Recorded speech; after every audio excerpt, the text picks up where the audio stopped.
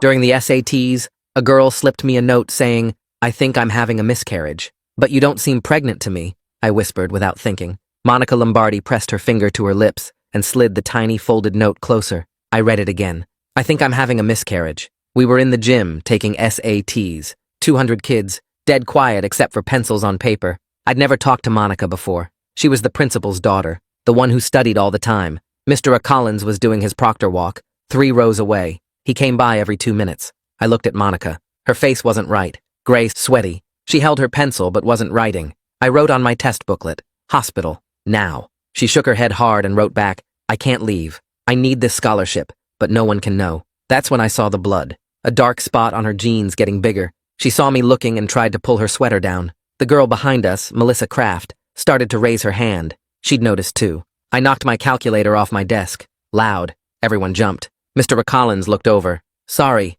I mouthed, bending down to get it. Monica tied her sweater around her waist fast. 20 minutes remaining, the speaker announced. Monica grabbed the desk edge. Her breathing was weird, short and hard, like my sister when she had her baby. This was bad. "Help me," she wrote. Her handwriting was shaky. "Hurts." Mr. Collins walked toward us. 2 rows. 1 row. Monica made a tiny sound, tried to hide it with a cough. "Everything all right?" he asked. But he was looking at Monica, not me. Really looking. "Yes, sir," Monica said. "Just cramps." Something weird crossed his face. He actually stepped closer. "You sure? You can go to the nurse if—" "I'm fine." Monica cut him off. Sharp. Not like her at all. He backed up, walked on, but I saw him glance back twice. Monica grabbed my wrist under the desk, cold and wet with sweat. "Too much blood. I can't do this." She wrote something else. "He can't know. Please." I didn't understand, but there wasn't time. I stood up fast. "I can't breathe! Heart attack!" Everything went crazy. People running, yelling. Someone called 911. The test coordinator, Mrs. Banks, rushed over with the other proctors. Everyone except Mr. Collins. He hung back by the door. I grabbed Monica, helped her up. We stumbled to the exit together. "You can't leave together!" Mrs. Banks shouted. "She's helping me!" I gasped, holding my chest. "Let them go," Mr. Collins suddenly said. Loud, desperate. "Just let them go!" Mrs. Banks stared at him. Everyone did. His face was white, panicked. In the hallway, Monica whispered, "Nobody knows I was pregnant. Nobody. My parents think I don't even date." She fell against the wall. So much blood. The sweater hid nothing. "Oh, God," I said. "You need help now." 4 months, she gasped. "I'm 4 months." I hid it. Baggy clothes. Saying I was gaining weight from stress since my birthday, since I turned 18. The main doors burst open. Paramedics rushed in. Saw Monica. Forgot about me completely. Got her on the gurney fast. "Possible miscarriage," one called out. "Looks about 16 weeks. Heavy bleeding." "My parents," Monica cried. "They can't know. They'll kill me." "Your age?" the paramedic asked, checking vitals. 18. Just turned 18 in January. "Then we don't have to call them right away. You're an adult." Monica's whole body relaxed for a second, then went rigid again. Mr. Collins had followed us out. Stopped dead when he saw her. Face white, hands opening and closing. "Get him away from me," Monica said. Clear. Loud. The paramedics looked confused. "Miss, we need to—" "I said get him away!" Mrs. Banks appeared in the doorway. "What's happening? Robert, why aren't you with your section?" Robert. Mr. Collins, 28 years old, track coach, everyone's favorite teacher. "Will she be okay?" His voice cracked. He took a step forward. "You family?" a paramedic asked. "I'm her," he started, stopped, swallowed. "Her teacher." Monica turned her head, looked right at him. The fury in her eyes made me step back. "Tell them," she said. "Tell them the truth. Monica, please, tell them." She tried to sit up. The paramedics held her down. "Tell them how you waited, how you counted down to my 18th birthday, how you said we could finally be together." Mrs. Banks dropped her clipboard. It clattered on the floor. "Tell them about the birthday present," Monica continued. "The hotel room, how you said it was legal now, how you'd been waiting 2 years." The paramedics closed the ambulance doors and pulled away with lights flashing. Mrs. Banks grabbed my arm and steered me back inside while Mr. Collins stood frozen on the sidewalk. Someone pushed a blanket around my shoulders in the nurse's office even though I wasn't cold. My hands kept shaking and I couldn't make them stop. The nurse asked if I really had chest pain, but her voice sounded far away. I kept seeing Mr. Collins's face when Monica screamed at him, the way his mouth opened and closed without words coming out, the panic in his eyes. I sat on the vinyl chair and pulled my knees up because my legs felt wrong, weak. The nurse checked my pulse and said something about shock. I nodded but wasn't listening. Monica's voice kept playing in my head. "Tell them how you waited. Tell them about the birthday present." the hotel room. My stomach twisted and I thought I might throw up. The nurse handed me a paper cup of water. I drank it without tasting anything. The blanket scratched against my neck. Fluorescent lights buzzed overhead. Everything felt too bright and too loud at the same time. I reached into my pocket without thinking, and my fingers touched paper. Soft paper, damp from someone's sweaty hands. I pulled out the note Monica had slid across the desk during the test, her careful handwriting. I think I'm having a miscarriage. The words looked different now, not just a cry for help. Evidence. Real evidence of something that actually happened. Not a bad dream I could wake up from. I stared at the paper, and my hands started shaking harder. This piece of paper proved Monica was pregnant, that she was bleeding during the SAT, that I helped her get out. My fingerprints were on it. Her fingerprints were on it. I folded it carefully and put it back in my pocket. My heart was beating too fast again. The nurse glanced at me but didn't ask what I was holding. The door opened and Mrs. Banks came in with Mr. Collins hovering behind her in the doorway. He wouldn't come all the way inside, just stood there with one hand on the doorframe. Mrs. Banks asked what exactly happened in the gym. Her voice was sharp, professional, but her face looked scared. Mr. Collins cleared his throat, cleared it again, like he wanted to say something but the words wouldn't come out. I noticed his hands were shaking worse than mine. His face was still white, sweaty. He kept looking at me, then looking away. Mrs. Banks asked me again what happened. I told her Monica was sick and I panicked. That's all. Collins cleared his throat a third time, opened his mouth, closed it. Mrs. Banks turned to look at him, asked if he had something to add. He shook his head fast, backed up a step, said he needed to check on his other students. Mrs. Banks told him to stay put. Nobody was going anywhere until they figured this out. The nurse's phone rang. She stepped away to answer it, turned her back to us. I watched her shoulders get tight. She said, "Okay," 3 times. "Yes, I understand." When she turned around, her face was different, serious, heavy. She looked at me and said Monica was at the hospital. They were working on her, condition guarded. I felt sick thinking about all that blood soaking through her jeans, the dark spot getting bigger, how she tried to hide it with her sweater. The nurse said they'd know more soon. Mrs. Banks asked if Monica's parents had been called. The nurse said the hospital was handling that. Mr. Collins made a sound, a weird choking sound. Everyone looked at him. He said he needed air, walked out fast. The door slammed behind him. Mrs. Banks stared after him with her mouth tight. She looked at me, asked if there was something she should know.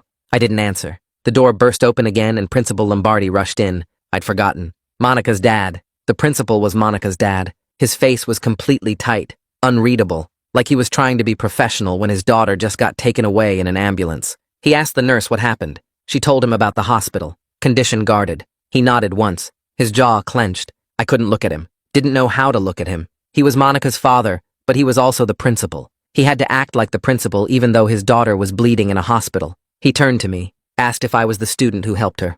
I nodded. He said thank you. His voice cracked on the words. He cleared his throat, asked Mrs. Banks what happened in the gym. She started explaining the heart attack, the disruption, the ambulance. He listened without moving. His hands were in fists at his sides. When she finished, he just stood there, silent. Then he walked out without saying anything else. Mrs. Banks followed him into the hallway. I could hear her voice, loud, getting louder. Then I heard other voices, kids, lots of kids, yelling. Mrs. Banks came back in and told the nurse she needed to make an announcement. The nurse handed her the phone. Mrs. Banks called the main office, said to void the entire SAT section for everyone in the gym. There was silence on the other end, then arguing. Mrs. Banks said it again, void the section. The disruption was too significant. Test integrity was compromised. She hung up. The yelling in the hallway got worse. I could hear kids screaming about college applications, scholarships, early decision deadlines. Someone was crying. Someone else was swearing. A girl's voice kept saying, "This isn't fair," over and over. I realized I just ruined the test for 200 people, including myself, my scores, my applications, everything. The blanket felt heavier. I pulled it tighter. A woman with kind eyes sat down next to me. She introduced herself as Paige Mason, the school counselor. She asked gently what really happened with my heart attack. Her voice was soft, not accusing, just asking. I looked at her tired face and decided to tell the truth. I faked it to get Monica out. She needed help and I didn't know what else to do. Paige nodded slowly. She didn't look mad, just sad, tired, like she'd seen this kind of thing before. She asked if I was okay, if I needed to talk. I shook my head. She said I could come to her office any time. She wrote her extension on a sticky note, told me what I did was brave, that helping someone in crisis was the right thing even if it felt scary. She squeezed my shoulder, asked if I wanted her to call my parents. I said no, not yet. She nodded, said she'd check on me later. left the sticky note on the table next to me. A man in a suit came in carrying a briefcase. He showed me a badge. Detective Samuel Abbott. He moved faster than I expected for a detective. Asked if I was the student who helped Monica Lombardi. I said yes. He pulled out gloves, the thin blue kind. Asked if I had anything Monica gave me. I reached into my pocket, pulled out the note. He took it carefully with his gloved hands, held it up to the light, read it, put it in a clear plastic bag, sealed it, wrote something on a label. He pulled out a notebook, asked me to describe everything I saw in the gym. I tried to remember, tried to put it in order, but my brain felt like static, fuzzy. He asked specific questions. What time did Monica pass me the note? Where was Mr. Collins? What did Monica look like? How much blood? What did she say? I answered everything I could remember. He wrote it all down. His handwriting was neat, careful. When he finished, he gave me his card, said he might need to talk to me again. I put the card in my pocket where the note used to be. Another woman came in, younger than Paige, professional looking. She introduced herself as Rhea Morris, the Title IX coordinator. I didn't know what that meant, she explained. She handled cases involving discrimination, harassment, sexual misconduct. She said she needed to interview me tomorrow about what I witnessed. I nodded. She handed me her card, told me I did the right thing helping Monica, but her tone was serious, heavy, like this was just beginning, not ending. She said Monica was 18, an adult, but there were still protocols, procedures, things that needed to happen. She asked if anyone had threatened me. I said no. She said to call her immediately if that changed, if anyone tried to influence what I said. She left her card on top of Paige's sticky note, 2 pieces of paper with phone numbers, 2 adults saying this was serious. I looked at the clock. 3 hours since the test started. 3 hours since Monica passed me that note. It felt like 3 years. That evening I sat in my room staring at my phone. I wanted to message Monica, check if she was okay, but I didn't know what to say. Everything I typed sounded stupid. Are you okay? Obviously not. I'm sorry? For what? Hope you're feeling better? She had a miscarriage. Better seemed like the wrong word. I deleted 5 different messages. Finally, I typed something short. Hope you're doing better. Sent it before I could overthink it. Then I stared at my phone, waiting. The message showed delivered, then read, but no response came. I watched the screen until my eyes hurt. Nothing. I put the phone down, picked it up again. Still nothing. Monica was out there somewhere, in a hospital, dealing with things I couldn't imagine. And I was sitting in my room with my stupid phone, waiting for a response that wasn't coming. The detective's card sat on my desk, the counselor's note, the Title IX coordinator's contact, 3 pieces of paper that said my life just got complicated. I turned off my phone, lay down in the dark, couldn't sleep. Ceiling stared back at me in the dark. White paint with 1 water stain in the corner shaped like Florida. I counted the texture bumps, lost track, started over. My phone buzzed on the nightstand, 3 in the morning, an email notification. I picked it up. Rhea Morris had sent a message to all of Monica's teachers with me CC'd for some reason. Subject line read, Student Accommodation Plan. I opened it. The email explained that Monica Lombardi would be returning to classes soon and needed certain accommodations due to a medical situation, extensions on assignments, flexibility with attendance, option to leave class if needed, access to campus escort services, counseling resources available through Paige Mason's office. The language was careful, professional, no details about what actually happened, but seeing it spelled out like that made my stomach twist. This wasn't just something that happened and then ended.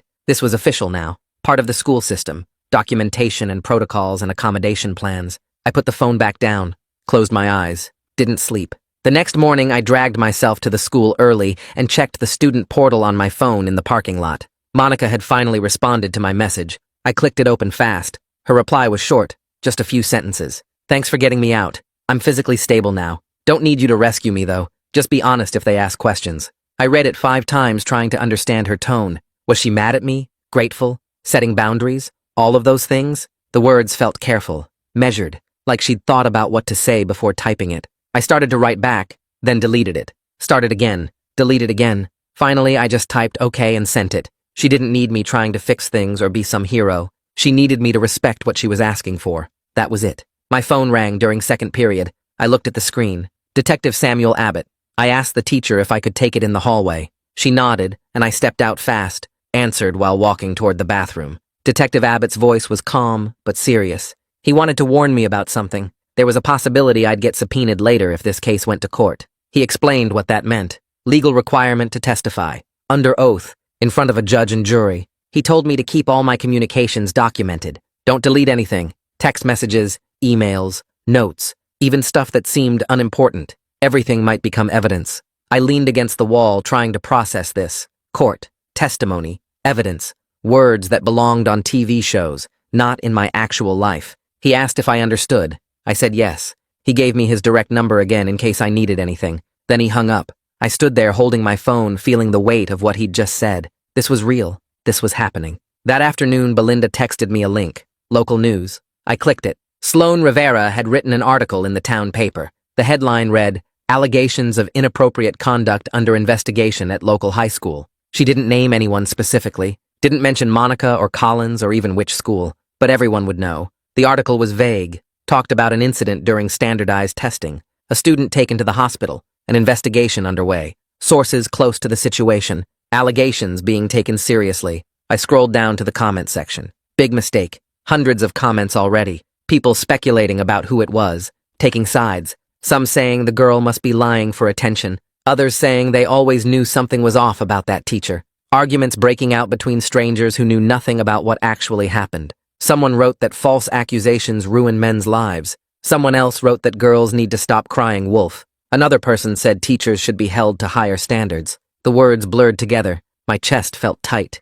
These people were arguing about Monica's life like it was a debate topic, like it was entertainment, like they had any right to an opinion about something they hadn't witnessed. I closed the browser, felt sick, put my phone away. The next day, Collins's union released a statement. I saw it shared on social media, official letterhead, careful legal language. The statement expressed support for their member during this difficult time, emphasized the importance of due process, reminded everyone that allegations are not facts. His attorney went on record too, gave a quote to Sloan Rivera for a follow-up article. He said any relationship between his client and the student in question was consensual between two adults, that his client had done nothing illegal, that he looked forward to clearing his name. I wanted to scream reading that. Consensual between adults. Monica just turned 18 in January. Collins had been her teacher since she was 16. He'd counted down the days until her birthday, waited for her to be legal, but nobody seemed to care about that part. The attorney made it sound like they'd met as equals, like there was no power difference between a 28-year-old teacher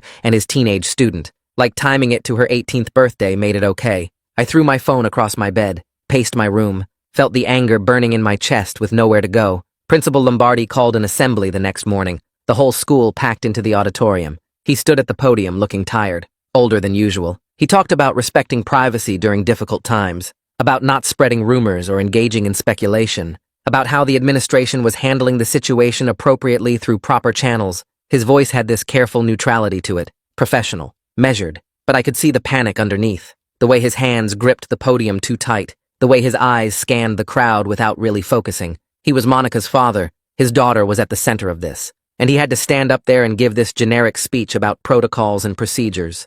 I wondered if he knew anything about Collins and Monica before the SAT incident, if there were signs he missed, or worse, signs he saw and ignored. He finished the speech and dismissed us back to class. The hallways buzzed with whispers. Monica sat on her bed that night, scrolling through old messages on her phone. She'd been avoiding them, didn't want to look, but Rhea Morris had asked her to go through everything and identify relevant conversations. She started from 2 years ago, sophomore year, when she was 16 and Collins was her track coach. The messages started innocent. Good job at practice today. Keep up the hard work. Then they got friendlier. You're doing great. I'm proud of you. Then more personal. You're special. I see potential in you that others don't. She kept scrolling, felt sick. There, a message from exactly 2 years ago, her 16th birthday. He'd sent it late at night, 364 days until you're 18 with a heart emoji. Monica stared at it, felt the shame twist in her stomach, but also something else, something harder, anger. He'd been counting, planning, waiting.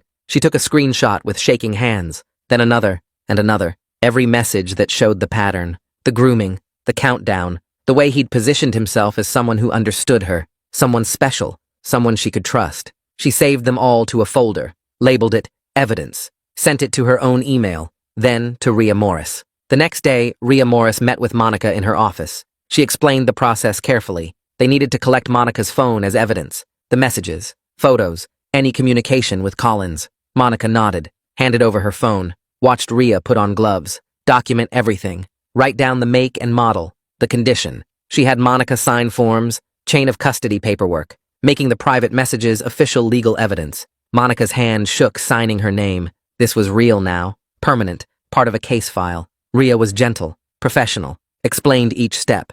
asked permission before each action, made sure Monica understood her rights, that she could stop at any time. But Monica didn't stop. She signed everything, answered every question, because this needed to happen, because staying silent hadn't protected her. I was sitting in math class 3 days later when the teacher mentioned test scores. Just a casual comment about how the SAT retakes would be scheduled soon. Something snapped in my chest. Couldn't breathe. The room tilted. My heart pounded so hard I thought everyone could hear it. Sweat broke out on my forehead. My hands went numb. I stood up fast, knocked my textbook off the desk. Everyone stared. The teacher asked if I was okay. I shook my head. Couldn't talk. She sent someone to get Paige Mason. I made it to the hallway before my legs gave out. Sat down hard against the lockers. Paige found me there, knelt down next to me, started talking in this calm, steady voice. Breathe with me. In through your nose. Count to 4. Hold it. Out through your mouth. Count to 6. She demonstrated. I tried to follow. Couldn't. Tried again. My chest hurt. She kept going. Patient. Steady. In. Hold. Out. Slowly, my breathing matched hers. The panic started to fade. She walked me to her office, got me water, sat with me while I shook. She explained that trauma responses are normal, that what I witnessed was traumatic, that panic attacks don't mean I'm weak or broken, that my body was trying to protect me. She taught me more breathing exercises, gave me a card with instructions, told me to practice every day, not just when I'm panicking, to build the skill when I'm calm so it's there when I need it. I nodded, took the card, felt embarrassed but also grateful. That afternoon, the SAT coordinator sent an email to everyone who'd been in the gym that day. They'd scheduled a retake date, 6 weeks from now. Same location, different proctors. My college application deadlines were getting closer. I still didn't have scores to send. The pressure sat on my chest like a weight. I needed those scores, needed to do well, needed to prove the whole thing hadn't ruined my future. But thinking about sitting in that gym again made it hard to breathe.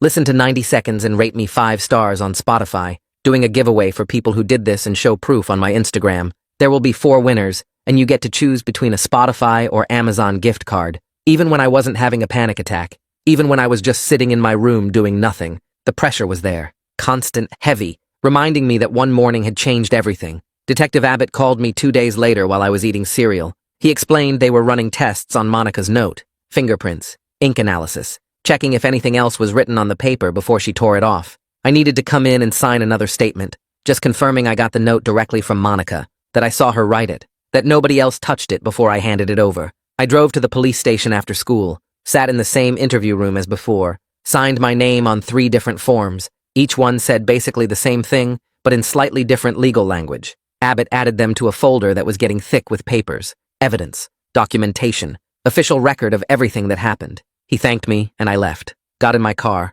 Sat there for a minute thinking about how that tiny folded note was analyzed in some lab somewhere. Monica spent Saturday afternoon in her father's study while he was at a school board meeting. She wasn't supposed to go through his papers, but she needed to know. Needed proof of what she already understood, but couldn't quite believe. She opened desk drawers carefully, looked through files, found old credit card statements in a folder marked taxes, flipped through January, February, stopped on her birthday. There it was, Hillside Hotel. $247. The date matched. The location matched. Everything Collins had told her about keeping it special, about waiting until it was legal, about celebrating her finally being 18. She pulled out her phone, hands shaking, photographed the statement, made sure the date was clear, the hotel name, the amount, took 3 photos to be sure. Then she opened her email, attached all 3 pictures, typed Rhea Morris's address from the card she'd been given, wrote 1 word in the message, evidence. Hit send before she could second-guess herself. I went to the grocery store on Sunday to pick up stuff for dinner, walked down the cereal aisle, stopped dead. Collins was standing there, 3 feet away, staring at boxes like he was actually reading the nutrition labels. My stomach dropped. He glanced over, saw me. His face went tight. Neither of us moved. Neither of us spoke. Then this older woman came around the corner, stopped, looked at Collins, really looked. Her eyes went wide. She pointed at him, started talking loud, asking if he was the teacher from the news, the one who got that girl pregnant. Her voice carried. Other people turned to look. Collins's jaw clenched. His hands gripped the cart handle. The woman kept going, saying she recognized him from the paper, asking what kind of person does that. Collins let go of the cart, just left it there in the middle of the aisle, walked fast toward the exit. The woman called after him. Other shoppers stared. I stood there frozen, watching him disappear through the automatic doors, my heart pounding. Cereal forgotten. Monday morning I checked the school portal before first period. New message from Monica. I opened it, read the words. Miscarriage confirmed.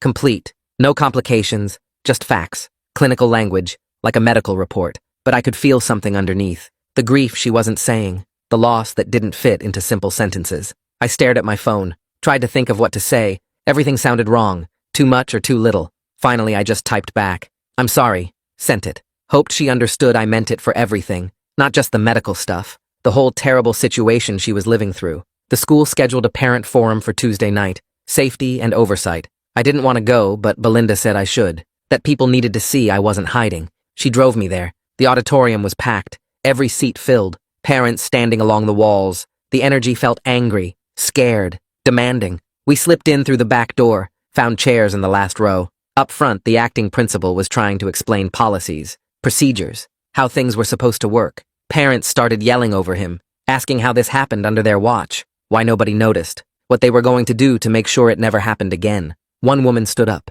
said her daughter had complained about Collins being too friendly 2 years ago, said the school dismissed it, told her daughter she was being dramatic. The room exploded, everyone talking at once. Belinda grabbed my hand, squeezed it. We sat there listening, watching, understanding that this went way deeper than just Monica. Wednesday morning, Rhea Morris sent out an official notice. Collins was barred from all school property, no contact with any students. The interim measures were being extended indefinitely. It was supposed to make everyone feel safer, protected. But the track team acted like she'd personally attacked them. They wore their team jackets every day, walked the halls in groups, glared at anyone who seemed sympathetic to Monica. The school split into camps. People who believed Monica, people who defended Collins, people who just wanted it to go away. The hallways felt different, tense, everyone watching everyone else, trying to figure out which side they were on. Thursday, I had to meet with Rhea for a follow-up. She asked how I was handling everything, if I felt safe at the school, if anyone was giving me problems. Then she mentioned something else,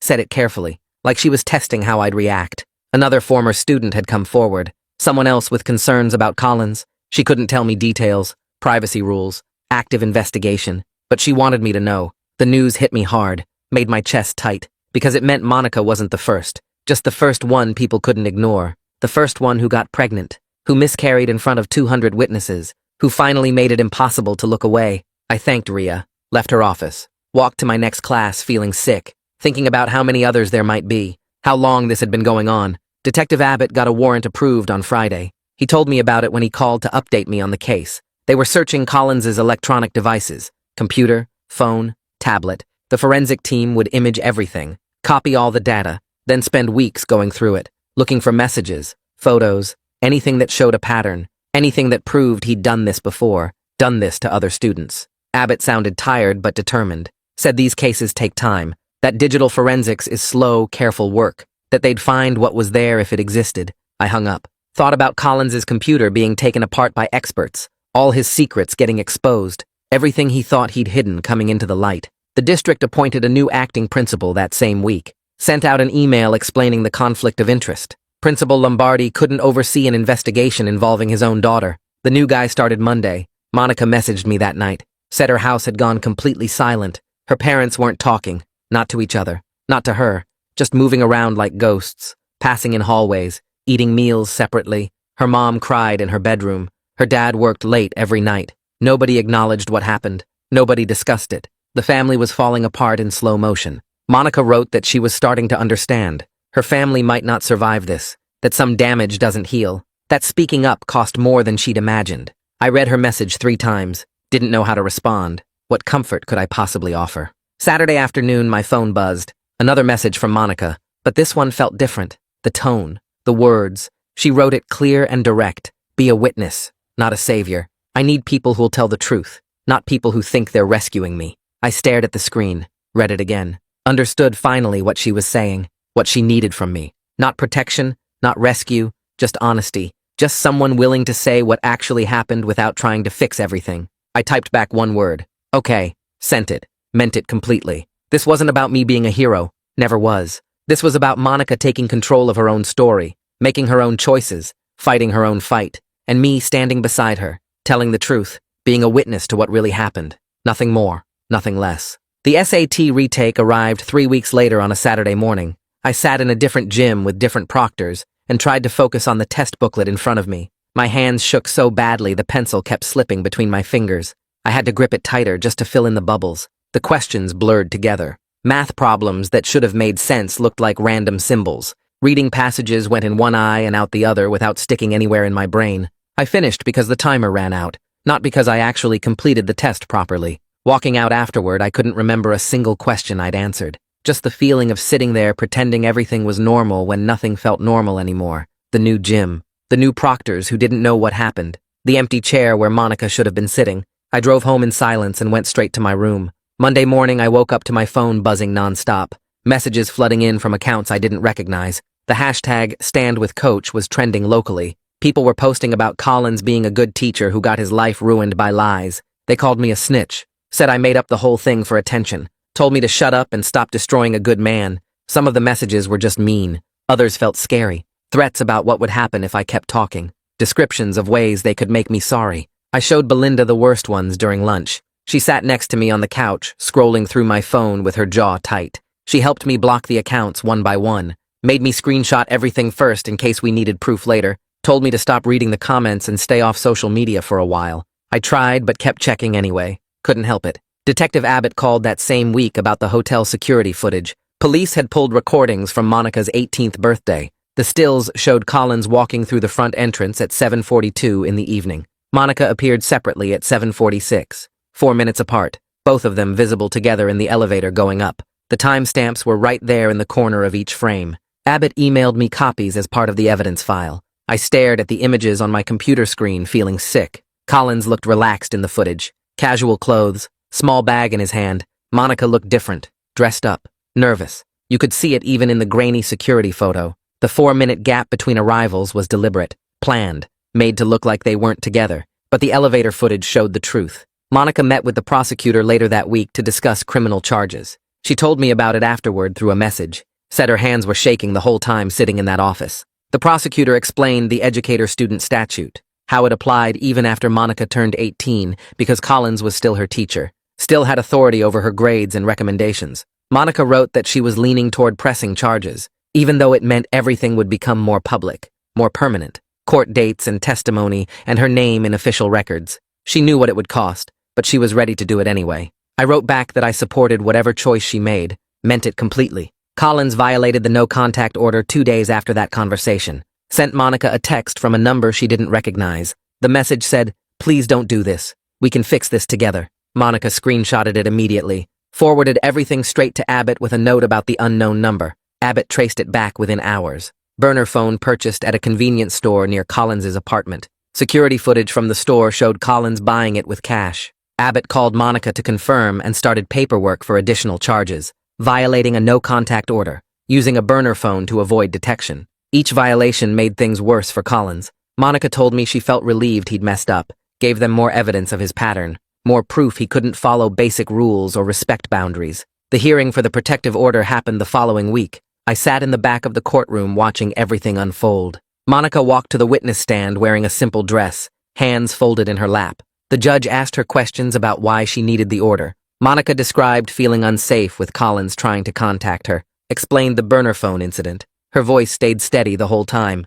Collins sat at a table with his lawyer looking smaller than I remembered. The judge listened to both sides but didn't take long to decide. Granted the protective order without much discussion. Made it legally enforceable with criminal penalties if Collins violated it again. Monica walked out of the courtroom with her shoulders straighter. I caught her eye from my seat, and she gave a tiny nod. The preliminary Title IX findings came back during spring break. Rhea sent out a summary report to everyone involved in the investigation. The school had missed multiple red flags about Collins over the past few years. 3 different complaints from female students about him being too friendly, sitting too close during office hours, making comments about their appearance. Each complaint got dismissed as personality differences or misunderstandings. The report documented lack of proper training for staff on recognizing grooming behavior. No clear protocols for handling concerns about teacher-student boundaries. Everything was right there in black and white. The system had failed before Monica, failed other girls who tried to speak up. The report recommended mandatory training and new oversight procedures.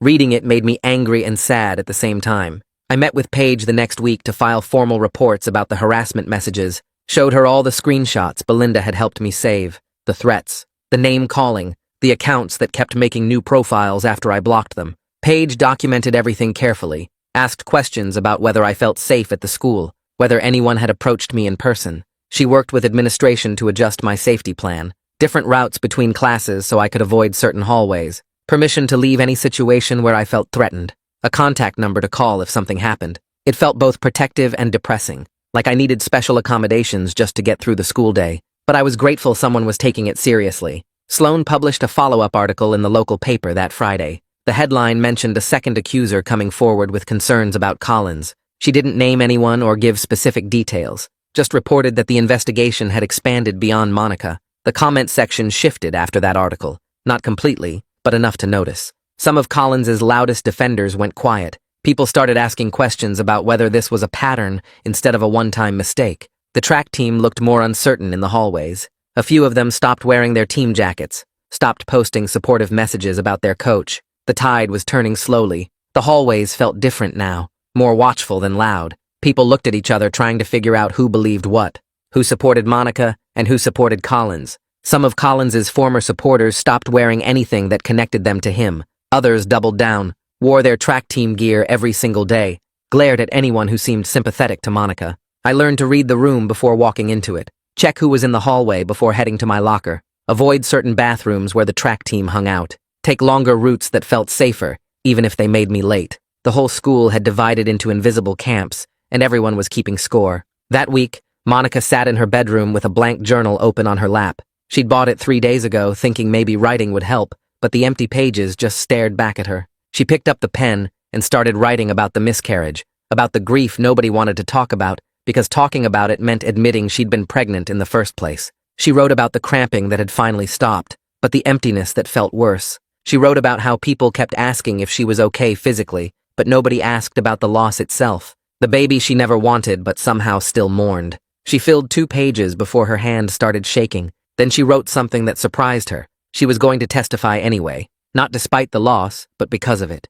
Because Collins had taken more from her than anyone realized, and she was done letting him control the story. She closed the journal and felt something shift inside her chest. Not peace exactly, but determination. The prosecutor's office called me 2 days later. They needed me to testify before the grand jury about what I witnessed during the SATS. I showed up at the courthouse on a Tuesday morning wearing the nicest clothes I owned and feeling like I might throw up. The grand jury room was smaller than I expected. 23 people sitting in rows watching me. The prosecutor asked straightforward questions about the note, the blood, Collins's behavior when Monica got taken away. I answered as clearly as I could, describing how his face went white when he saw her on the gurney, how he yelled for us to leave when Mrs. Banks tried to stop us, how desperate he sounded. My voice shook, but I kept going. The prosecutor showed me the note Monica had passed me, now sealed in an evidence bag, asked me to confirm I'd received it directly from her during the test. I said yes, described her shaky handwriting and sweaty hands. When they dismissed me, I walked out feeling scared but steady. This was what Monica needed from me, someone who would tell the truth without making it about myself. The grand jury took 3 days to decide. Then the news broke that they'd returned an indictment for improper relationship between educator and student. Collins got arrested at his apartment early on a Friday morning. The local news showed footage of him being walked to a police car in handcuffs. His lawyer released a statement about how they'd fight the charges vigorously. Collins posted bail that same afternoon, $50,000. The conditions were strict, though. GPS monitoring, no contact with minors, can't go within 500 feet of the school or any school property. The news felt like a small victory, even though nothing was actually resolved yet. Monica texted me a single word when the indictment came through. Finally, I knew exactly what she meant. The system was finally taking this seriously, finally treating Collins like someone who'd done something wrong instead of a respected teacher who deserved the benefit of the doubt. Collins resigned from his position the following Monday. The union negotiated the terms, limited public statements in exchange for him leaving quietly, no admission of wrongdoing in the resignation letter, just generic language about pursuing other opportunities. His teaching license got suspended pending the outcome of the criminal case. The state board sent official notice that he couldn't work in any educational setting until the matter was resolved. The track team had to adjust to a new coach mid-season. Some of them seemed relieved. Others acted like we'd destroyed something good. I watched them practice from the parking lot one afternoon and saw how different the energy was. Less confident, more uncertain. The new coach was fine, but he wasn't Collins. Wasn't the guy who'd built the program from nothing. I felt bad for them for about 5 seconds before remembering why Collins was gone in the first place. Monica had a breakdown 3 weeks later. I found her in Paige's office, struggling to breathe. Paige saw me in the hallway and waved me in without asking. Monica was hunched over in the chair, making these awful gasping sounds. Her phone was on the floor, showing a comment section full of people calling her a liar and attention seeker, saying she wanted money or fame, saying Collins's life was ruined over a consensual relationship. I sat down next to her and started doing the breathing exercises Paige had taught me. In for 4 counts, hold for 4, out for 4. Monica tried to follow along but kept losing the rhythm. I put my hand on her shoulder and counted out loud. Slowly, her breathing started to match mine. We sat there for 20 minutes doing the exercises together, both of us shaking, both of us getting through it. When Monica finally looked up, her eyes were red, but clearer. She grabbed my hand and squeezed once. Didn't say anything. Didn't need to. The prosecutor called Monica in for a meeting the next week, offered Collins a plea deal to avoid putting her through a trial. Monica told me about it that afternoon, sitting in her car in the school parking lot. She was torn. Part of her wanted him to face a jury, wanted 12 people to hear everything he'd done and decide he was guilty, but another part just wanted this to be over, wanted to stop reliving the worst moments of her life every time someone asked for more details. The plea deal meant no trial, no cross-examination, no defense attorney trying to make her look like she'd wanted it, but it also meant Collins wouldn't face the maximum penalty, wouldn't have to sit through testimony about grooming and manipulation. She asked what I thought, and I told her the truth. Whatever she decided was right. This was her choice to make, and I'd support either way. She nodded and stared out the windshield for a long time without saying anything else. Monica went home that night planning to tell her parents about the plea deal. About everything, really. They'd been silent since the hospital, moving around the house like ghosts. Her father especially. He'd barely looked at her since finding out about Collins. She found them in the living room and just started talking. Told them about the grooming that started when she was 16. About Collins waiting for her birthday. About the pregnancy and miscarriage. About deciding to accept the plea deal. Her mother started crying halfway through. Her father sat completely still. When Monica finished talking and asked if they had anything to say, her father stood up and walked out of the room, just left. Her mother kept crying but didn't say anything either. No apologies, no understanding, no acknowledgement that their silence had made everything harder. Monica sat there for another 10 minutes waiting for someone to come back. Nobody did. She went to her room and realized her family might never recover from this. The knowledge sat heavy in her chest. Another loss to add to all the others. Monica accepted the plea deal 2 days later, called the prosecutor and said yes. The conditions were strict. Collins had to surrender his teaching license permanently, serve 5 years probation, register as a sex offender, maintain permanent no contact with Monica, no social media posts about her, no indirect communication through third parties. It wasn't perfect. Wasn't the jury conviction part of her had wanted, but it was justice. Real consequences that would follow Collins for the rest of his life. Monica told me she felt okay about the decision. Not happy exactly, but okay. Like she'd chosen to protect herself instead of sacrificing herself to punish him. That felt important somehow. Felt like taking back control. The plea hearing happened 3 weeks later. The courtroom was packed with people on both sides. Collins's supporters filled the left side. Track team members, former students, teachers who still believed in him. Monica's supporters took the right side. Smaller group.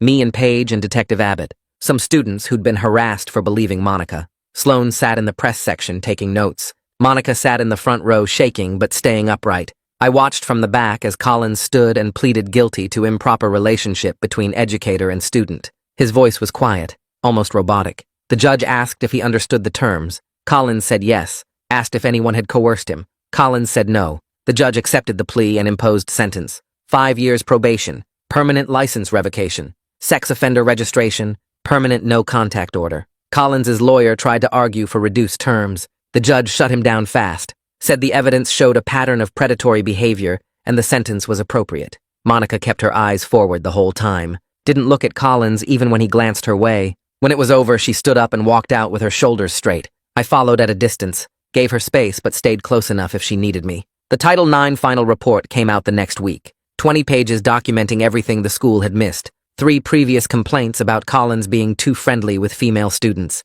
each one dismissed as personality differences. No proper training for staff on recognizing grooming behavior. No clear protocols for handling boundary concerns. The report substantiated multiple policy violations and recommended mandatory training for all staff. New oversight procedures. Better reporting protocols. The district announced they'd implement everything within 60 days. It felt good knowing Monica's case might prevent this from happening to someone else. That the system was actually changing because she'd been brave enough to speak up. The report didn't fix what happened to her. Didn't undo the trauma or bring back what she'd lost, but it meant something. Meant her pain had purpose beyond just surviving it. The SAT scores arrived in my email 3 weeks after the plea hearing. I opened the notification on my phone during lunch and stared at the numbers. Lower than I wanted. Not terrible, but not the scores I'd been aiming for since sophomore year. I sat there in the cafeteria with my sandwich getting cold and felt the weight of it settle in my chest. Not disappointment exactly, just acceptance that this whole thing had changed my timeline in ways I couldn't control.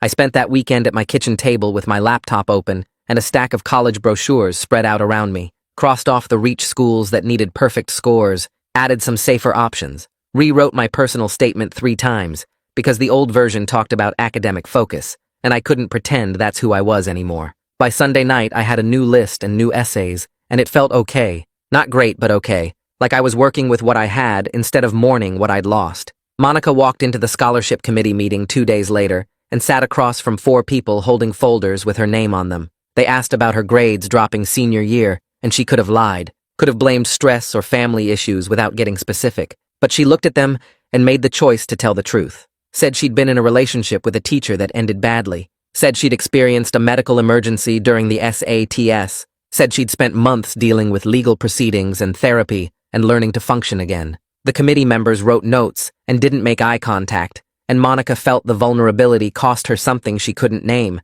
But when she walked out of that conference room, her hands were steady. She'd told her own story instead of hiding behind someone else's version of it. The outcome was still uncertain, but the telling had mattered. Sloan wrote a follow-up article that ran in the paper the next week. I found it online during study hall and read it on my phone. The headline focused on institutional failures and prevention instead of the scandal details everyone had been obsessed with before. She included quotes from education experts about grooming patterns and power dynamics. Near the end, she had an anonymized quote from a student witness about the importance of believing students when they come forward. I recognized my own words rearranged and cleaned up for print. It felt weird seeing my thoughts in a newspaper even without my name attached, but the focus had shifted from Monica's personal trauma to systemic problems, and I was glad for that. Glad the conversation was moving toward prevention instead of just punishment. Monica and I met at a diner off campus on a Thursday afternoon. We sat in a booth by the window and ordered fries and milkshakes and spent 20 minutes talking about a reality show we both hate-watched. She told me about the terrible elimination in last week's episode, and I complained about the judging being rigged. We argued about which college has the better engineering program and whether commuting is worth it to save money. Normal stuff. Boring stuff. The kind of conversation we'd never had before because everything had always been heavy and complicated. When we finally left and walked to our cars in the parking lot, it hit me that this was progress. Not the dramatic kind. Just the quiet kind where 2 people can sit together without the weight of everything that happened crushing the air between them. It felt good. Felt like maybe we were both learning how to exist in the world again, without the case hanging over every interaction. Paige called me into her office the following week and helped me work on my college essay. I'd been stuck trying to write about the SAT incident without making myself sound like some kind of hero. She read my draft and pointed out all the places where I was either too humble or too self-important. We spent an hour going back and forth until I found the right angle. Wrote about learning that doing the right thing is messy and complicated, that helping someone doesn't mean fixing everything for them, that respecting people's choices matters even when you want to swoop in and solve all their problems. Paige made me cut 3 paragraphs of over-explanation and add more concrete details about the actual day. By the time we finished, I had something that felt honest.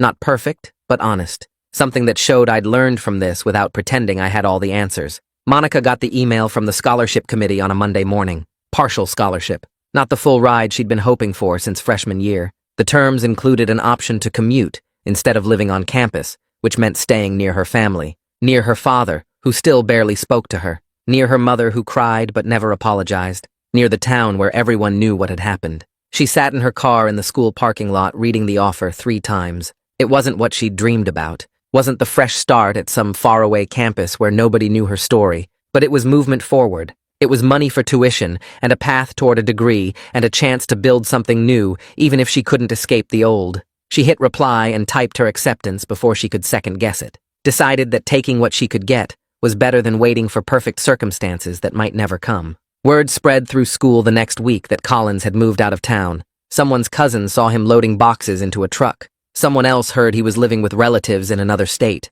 The online comment sections kept buzzing with people relitigating the case and arguing about consent and power dynamics. But in our actual hallways, things got quieter. The track team stopped wearing their support ribbons. The arguments in the cafeteria died down. People moved on to other drama. Senior prank planning, prom dates, college decisions.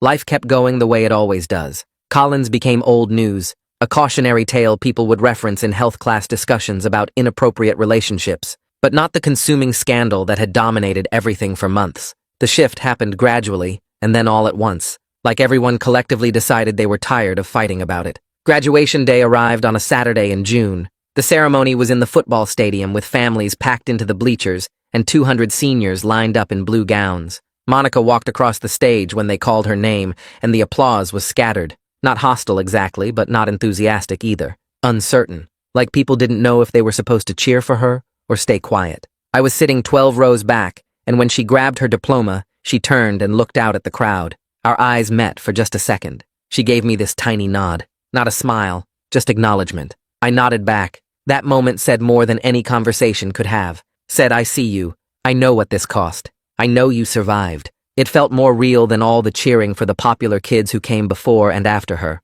More honest than the forced celebration happening all around us.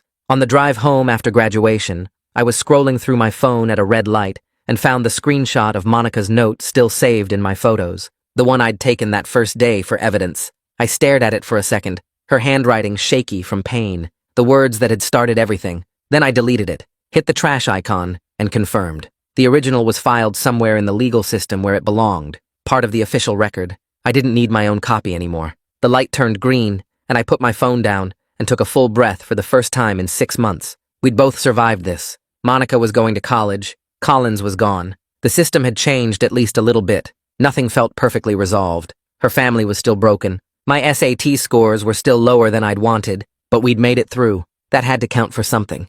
And that's the end of this story. I always hope you take something from these moments that you can actually use. Even one small insight is worth it. Subscribe so you are ready when the next one drops.